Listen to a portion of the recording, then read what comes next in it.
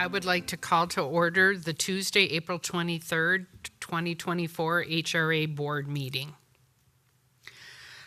First item is the approval of the agenda. Are there any edits or changes? If none, may I have a motion to approve the agenda? Move to approve. Second? Okay. Any discussion? All in favor? Aye. Aye. And then next one, the approval of minutes. The approval of the April 9th HRA board meeting minutes. Are there any edits or changes? If none, may I have a motion to approve the April 9th, 2024 HRA board meeting minutes? So moved. Second. All right. So do I have to say who? Okay. Motion by Carter and second by Muwa to approve. Doblinger. All in favor? Opposed. Okay. Motion passes. 5. All right. Next item of business is organizational business, but I see that there is none. So, next item, new business. The is that 700 American Boulevard West, the TIF district, and environmental response and fund resolution. May we have the staff report, please? Commissioners, thanks for having me. I'm Mike Palermo. I'm in our Port Authority. I'm here to talk today about 700 American Boulevard. We're here to establish a TIF district, or vote on establishing a TIF district. And then, as you mentioned, there's a resolution of support for the Environmental Response Fund from Hennepin County. It's a grant that the developer will be applying for, that we would be providing a resolution of support. And so we can call this kind of part one, because at our May 14th meeting, we'll be back with some more items on this. But we wanted to get as much as we can in front of you as quick as we can to move this project along. So, next slide. So to orient ourselves a little bit, you might remember a couple weeks I presented the term sheet for this project, but 700 American Boulevard West is located at the north west corner of Lyndale Avenue and American Boulevard. It's that vacant parcel you see there, kind of in front of the REI and the Top Line Credit Union. Next slide. What's being proposed is a 128-unit building. It's senior, active seniors, so 55 plus. They're proposed to have 8 units at 30% area median income. This is tied to project-based vouchers that the HRA is working on as well. But overall, the project we're looking for is an income average of 50% area median income. So with those 8 units, you would see then 16 units at 60% area median income, and a small retail space, about 1,500 square feet, likely a salon or some sort of supportive commercial that kind of complementary to that location. Next slide. So I'll run through the timeline real quick. As you may remember, this was a request for proposal. The city owns the property. We were looking to sell the property. We put that request out in November, or closed in November of 2022. We moved quickly to identify Schaefer Richardson as the developer so that we can secure the qualified census tract status because they were applying for low-income housing tax credits. Next slide. So after we identified Schaefer Richardson as the developer, they worked through their entitlement process, the planning and zoning side of things. They have their approvals to do this project, and so they worked on that through 2023, and in December, council approved their rezoning and their development. We've also received a grant from Met Council, and next slide. At the beginning of this year, 2024, we were awarded low-income housing tax credits to support the project. So now we are looking to kind of finish the financial package and move this on forward. So in March, we presented the term sheet to both you and the city council. March 5th, we provided notice to our county commissioner per state statute. March 15th, we put notice to our county commission and school board about the impacts of the potential TIF district. And then April 4th, we held at the planning commission meeting, they voted in support of the TIF, showing that it is consistent with the comprehensive plan, which is a requirement that shows that it's consistent with long-range plans. Next slide. So at April 15th, at the city council meeting, they also approved the TIF district. They're one of the approving bodies for this. We also approved the land sale at that meeting as well. So as you recall, we were looking to sell the land through that RFP process. The city council has approved that because it's city-owned land. We're here today to talk about the TIF district. And May 14th, we'll be bringing back the development agreement. My slide got a little flipped there. But so the financial tools, we'll be talking about tax increment financing.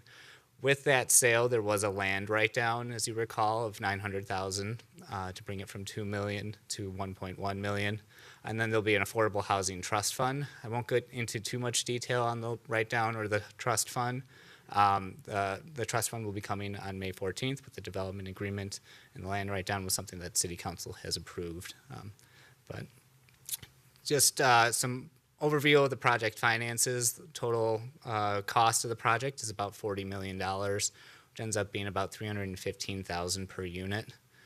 We are looking at a trust fund loan of somewhere around $2.4 million up to $3.46. We're not sure where that will land. It depends on if we get awarded grant funds from Hennepin County through their Affordable Housing Incentive Fund. Well, we're supposed to hear back, I believe May 6th is when we'll find that out. So that will kind of play into what that final amount ends up being. But it is a loan. There's an interest rate of 4.5%. And we'll be using this tax increment to help cover the debt service on that. And as I mentioned, there was a land write-down of $900,000. Next slide. And just a reminder of what we're talking about with the HUD maximum rents. So for the 30% units, a one-bedroom is $699 a month. The 50%, a one-bedroom is $1,165. If you go to the next slide, this kind of shows where we are in meeting our allocation from the Met Council. They give us target goals that we look to meet by 2030. So you can see our goal for 30% units is in 445. This will bring us up to, we have 42 approved under construction, and this will be an additional 8. So still have a ways to go, but this is an incremental step in that right direction. And you can see under the 50% units, this will actually bring us over our target goal on 50% units. And 60% units, we kind of flew by that real quick early on. So we're looking at ways how to incentivize those deeper units. Next slide. And just a little bit about the Environmental Response Fund. So this application is to Hennepin County. It's a grant that they offer. Schaefer Richardson, the developer, is the applicant. So we're not really involved too much other than you need to provide a resolution of support to be able to apply from the local jurisdiction. So we will be providing that letter, assuming you vote in support of that resolution. But for the most part, it's Schaefer Richardson dealing directly with Hennepin County. And that they're looking for basically installation of a soil vapor mitigation system, and then there's testing and some activities kind of related to that to make sure that that system is working correctly as intended. So they were looking to kind of supplement those costs related to those activities. Next slide. And so the big item today is our tax increment financing district. A little overview of how TIF works. You have a value on the property today. It's generating some taxes. That becomes your base value. We're going to be doing this improvement, this $40 million apartment building. So a very nice improvement. It will generate much more taxes. And that additional tax above what that base value is today becomes the increment. And that increment then can then go into public activities such as streets, sewers, things of that nature, or in this case, because it's an affordable housing project, it's subsidizing the affordable housing units. And so you can see that green triangle is kind of what that increment is, and as the value grows over time, we generate more increment, and that will be used to kind of pay back the Affordable Housing Trust Fund. Next slide. So in order to establish a TIF district, there are state statutes that we must follow.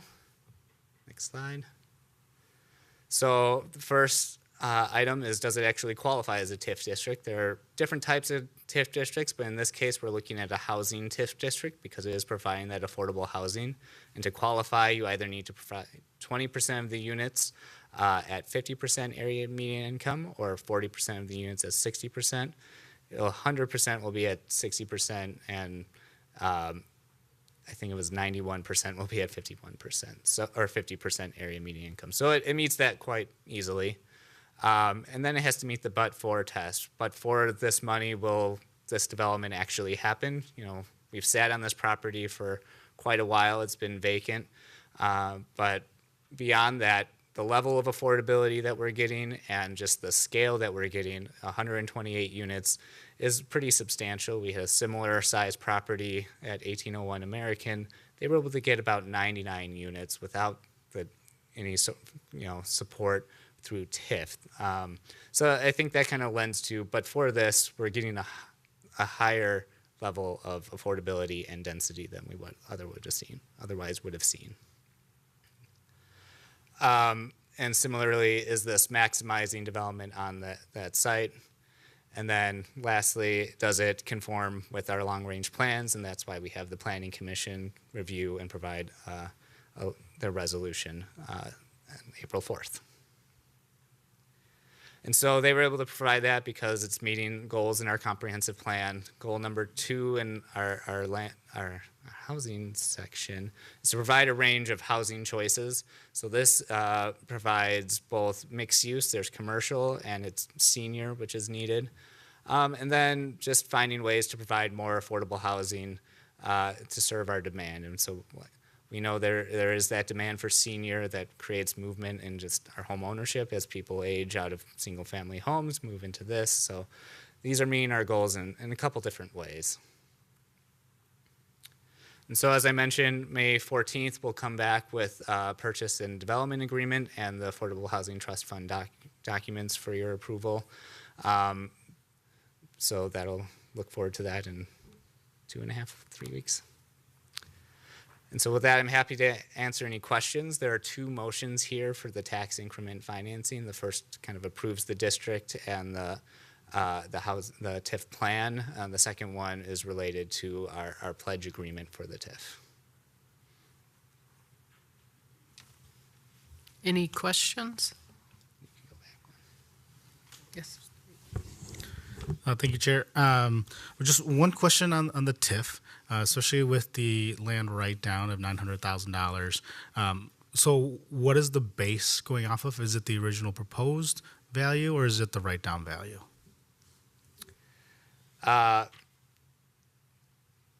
Chair, Commissioner Mua, that's a good question.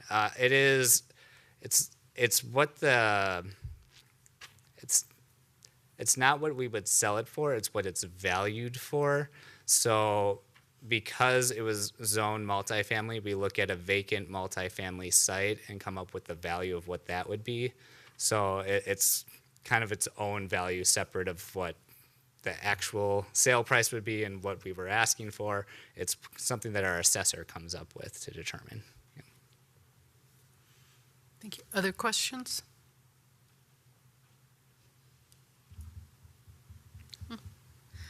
All right, hearing none, can we have a motion to adopt this resolution? I'm sorry. So the first motion. Oh, I'm sorry. So a motion to adopt the first resolution establishing the 700 American redevelopment project and approving a redevelopment plan, therefore, and establishing the 700 American Tax Increment Financing District and approving a tax increment financing plan, therefore.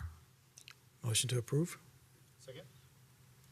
Right, we have a motion by Wooten and a second by Mua. Okay, all in favor? Aye. All right, so, any opposed? Oh, I'm sorry. Motion passes. I'm sorry, it's my first time doing this. Motion passes. All right. So the next motion, to adopt a resolution relating to the City of Bloomington taxable general obligation tax increment revenue bond, Series 2019C, and approving the execution and delivery of a tax increment pledge agreement for the 700 American TIF District for a housing development located at 700 American Boulevard West. So moved.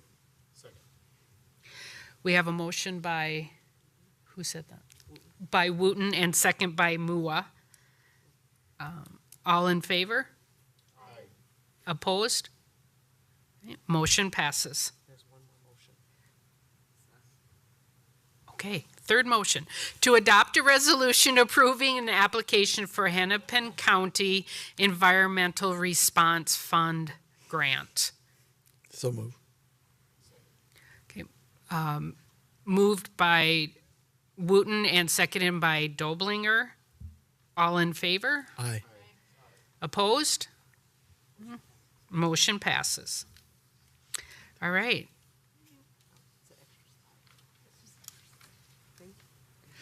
All right, next item, fair housing. May we have the staff report?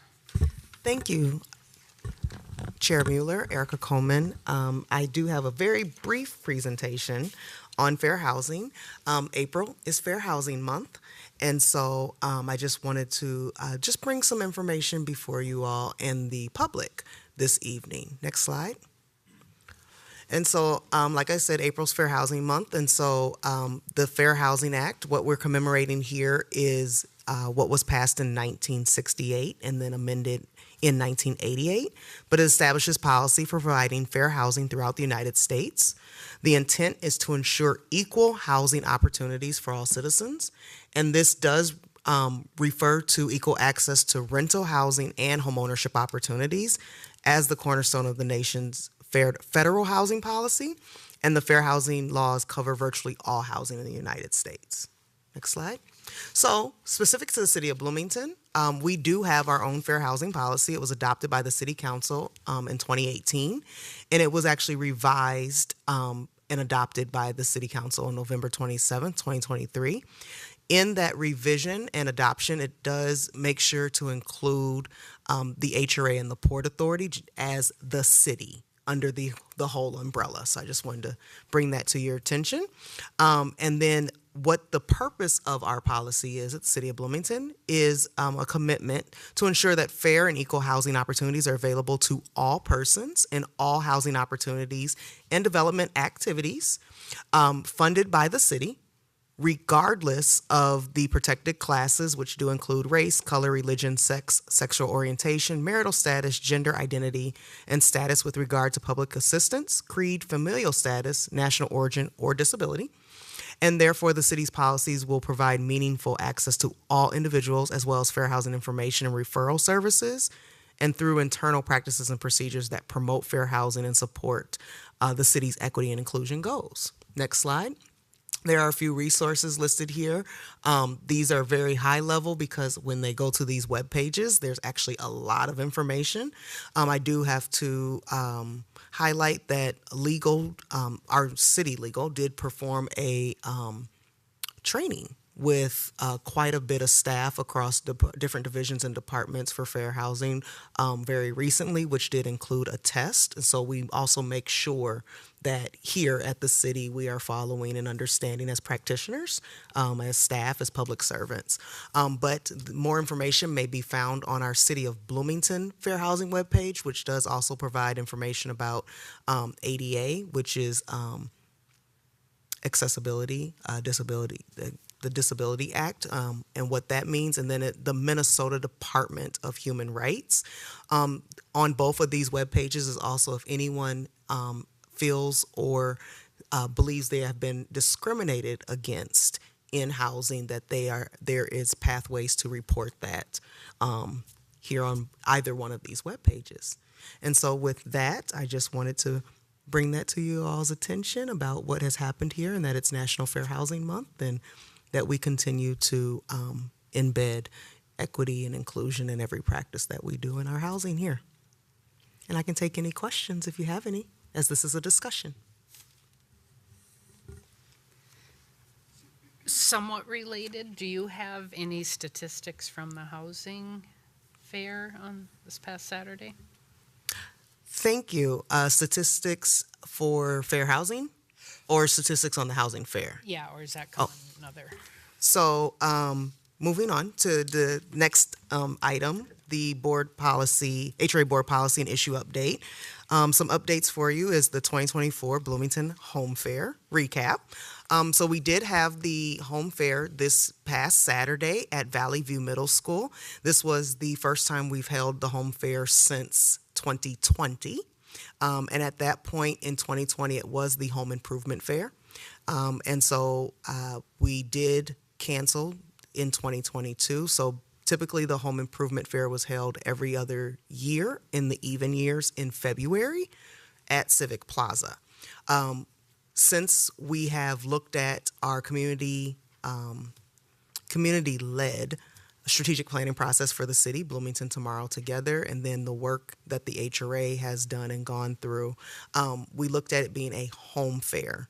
And just the purpose of that is to make sure it just covers everything across the housing continuum, and that it's not just specific to home improvement, which really is only for people that currently own their home. And so that was the reason for the home fair. We did move it out of Civic Plaza, where it has typically been held here in Civic Plaza, but it's been such a great turnout. We are bumping up against fire code when we have it here in Civic Plaza, as well as usually there are other events happening, such as with Artistry or Center for the Arts. As well as we wanted to make sure it was more welcoming for all ages. And so what better way than to hold it at a school, which also was on the east side of Bloomington. So with all of that, that did happen. We will have a recap video that communications will be putting out later. Just a high-level video, more information if people weren't able to attend, how they can go to different web pages and learn information. But we just, from preliminary information we had just under 1,000 attendees come throughout the day. And so it was a really great turnout with different seminars, ways of engaging. It was really nice to see and have Bloomington Police. They did drone and K9 demonstrations.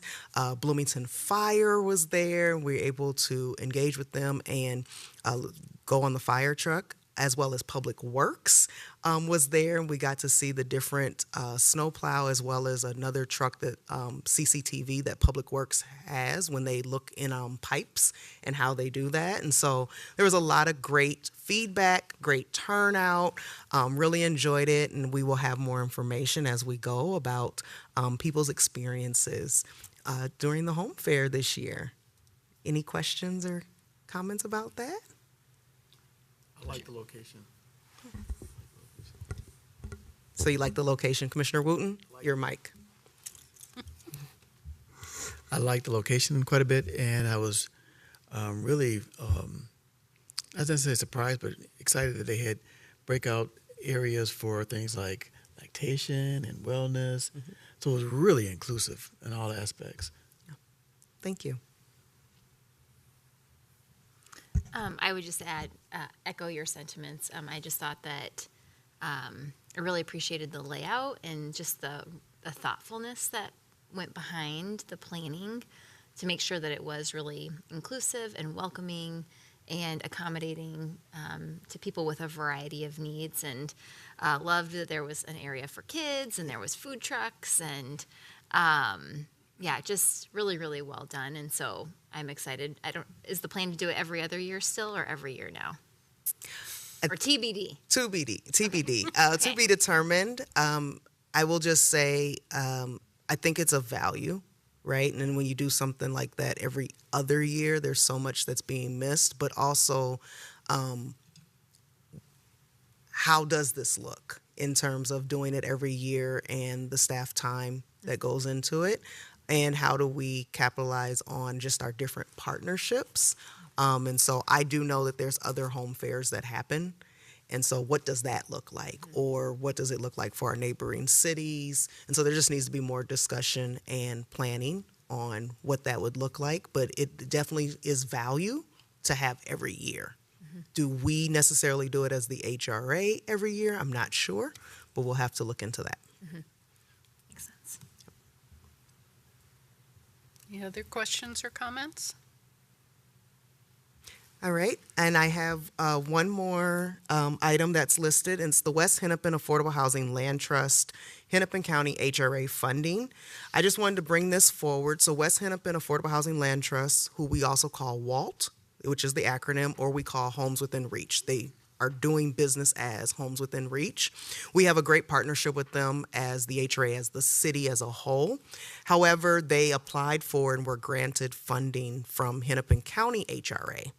And that funding does require them to have a resolution of support, but from the city, not from the HRA. And so I just wanted you to be aware that I will be looking to take a resolution of support after it goes through the process of being drafted and reviewed to the city council. And so if you see that, that is what that is for, is just each city that West Hennepin Affordable Housing Land Trust works in, they need a resolution of support from those cities because the funding that they were awarded can be used on any project that they work in Hennepin County in each of those cities. And so it's just something that's required. And I just wanted to make you aware of it and see if you had any questions or concerns about it. Commissioner. Thank you. Does that limit them for any support that we can provide them at all? No, it does not.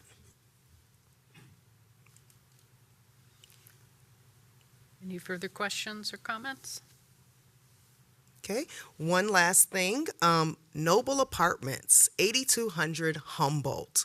So this started back in 2022 that the HRA board did approve support for this development at 8200 Humboldt, and it is finished. And it is a great building. I was able to go to the building as a part of an inspection that they are required to have under their development agreement for tax increment financing. I was able to attend that. And this building is, it has studio 1 and 2 bedroom units.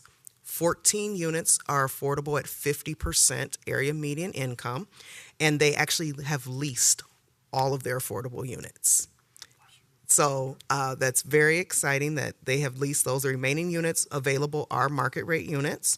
And so when I say we, that is HRA staff, city staff, we're working with the on-site management and developer to set up a visit by the city and HRA. So we will be reaching out to let you know when we can get that so that we can provide a tour. And also this is what it looks like at the finished project when it took 2 years of support and development to finally see that end result. So I just wanted to let you know about that.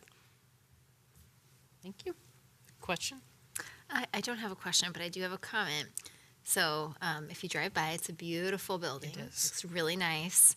If you Google map, it's the old building. So if you need a reminder of what it looked like before to now, it's a nice improvement. And so really excited that we could help facilitate a project that not only provides affordable units in Bloomington, but also really helps to, just improve and update our infrastructure in the city. So, Any other comments? Yes? Commissioner Momoa? Thank you. I'm super excited that we got these 15 in, but we have heard from residents that they go really fast. I think that speaks very loudly to the need that we have in the area. So I love that we can celebrate these small wins, but I hope it doesn't take our foot off the gas and what we need to do because the need is there. 15 apartments today is fantastic, but we have thousands of people who are looking for these affordable rates so that they can live here in Bloomington and work here in Bloomington. So just want to make sure that we continue to keep that in mind as we continue to do this great work. Thank you. Any other questions, comments? All right, that is the end of our agenda. Do I have a motion to adjourn the Tuesday, April 23rd, 2024 HRA board meeting? Doblinger, okay. So, motion by Doblinger and seconded by Mua. All in favor? Aye. Opposed? All right, motion passes, meeting adjourned.